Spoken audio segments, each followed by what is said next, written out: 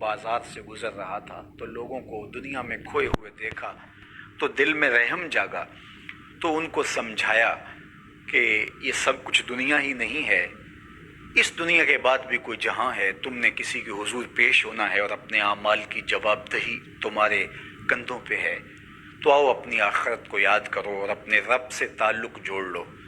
لوگوں نے کہا جا بابا کام کر، تجھے کیا پتا کہ دنیا کی لذتیں کیا ہیں اور ہم کس کام کاج میں لگے ہیں، جا اپنا کام کر۔ وہ شخص دل برداشتہ ہو گیا، وہاں کھڑا ہو کے آنسو بہنے لگا۔ کوئی شخص گزرتا ہوا رک کے کہنے لگا کہ کسی نے تجھے تنگ کیا ہے، کسی نے تیرے اوپر کوئی زیادتی کی ہے، تم کیوں رو رہے؟ اس نے کہا کسی نے کوئی زیادتی نہیں کی، بس ان کے رویے نے رلا دیا۔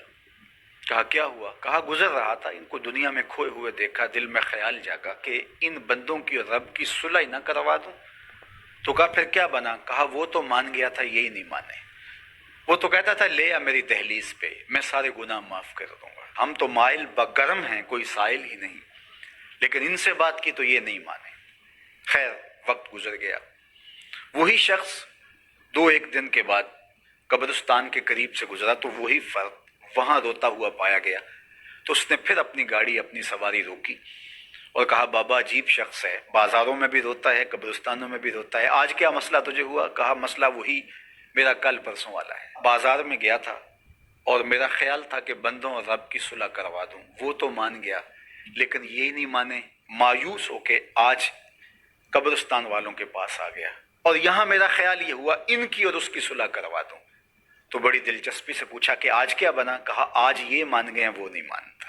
تو قبل اس سے کہ وہ وقت آئے اور ہم کہیں کہ یا لیتنی قدمت لحیاتی، ہائے میں نے یہ زندگی آخرت کے لیے آگے بھیج دی ہوتی، تو آج وقت ہے، وقت پر کافی ہے، قطرہ بھی آب خوش ہنگام کا، جل گیا جب کھیت برسا می تو پھر کس کام کا۔ جنہوں نے اپنی زندگی گناہوں میں گزار دی، خواہشات نفس میں گزار دی، آرزوؤں اور تمناؤں میں بسر کر دی، دو دنی چار کے چکر میں پڑے رہے، دولت کے انبار لگ گئے، پھر بھی نفس رجا نہیں ہے، اندر کی خواہشات تشنا کی تشنا ہی رہی، پھر بھی سیرابی نہیں ہوئی، کوزائے چشم حریصاں پر نشد، تا صدف کانے نشد پر در نشد۔ رومی علیہ رحمہ فرماتے ہیں حریص کی آنکھ کا پیالہ نہیں بھرتا، کہا کہ جب تک صدف قانے نہیں ہوتا اس میں موتی نہیں آتے، اور سادی شیرازی بولتے ہیں کہ پیٹ بھر جاتا ہے آنکھ نہیں بھرتی۔ تو ساری زندگی حال من مزید کے نعرے لگاتے رہے، جتنا بھی میسر ہوا پھر آگے بڑھتے رہے، آگے بڑھتے رہے، کسی جگہ پہ بھی فل سٹاپ نہ آیا اور زندگی یوں گزرتی رہی، بسر ہوتی رہی اور اپنی زندگی برباد کر دی، حتی زرتم المقابر، یہاں تک کہ قبروں میں جا پہنچے۔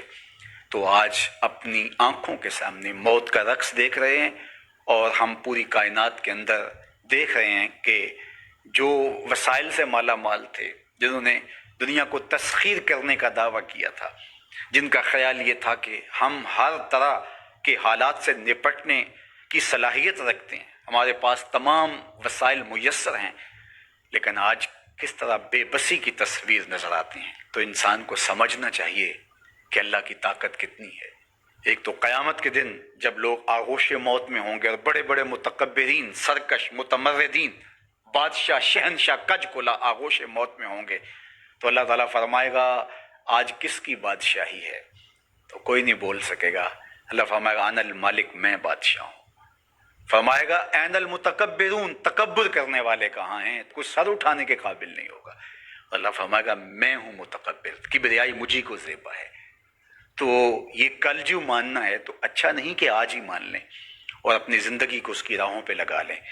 تو یہ مختصر زندگی اللہ کی امانت ہے، اللہ جل شانہ ہمیں اس زندگی کو اس کے راستے میں لگانے کی توفیق دے۔ یہ آزمائش کی گھڑیاں، یہ سزا کے جھٹکے، یہ عبرت کے تازیانے، یہ ہمارے سمجھانے کے لیے ہوتے ہیں۔ حضرت امام غزالی فرماتے ہیں یہ ڈوبتا ہوا سورج روز ہمیں بتاتا ہے کہ میاں زندگی پائیدار نہیں ہے، ایک دن تمہاری زندگی کا سورج بھی ڈوب جانا ہے۔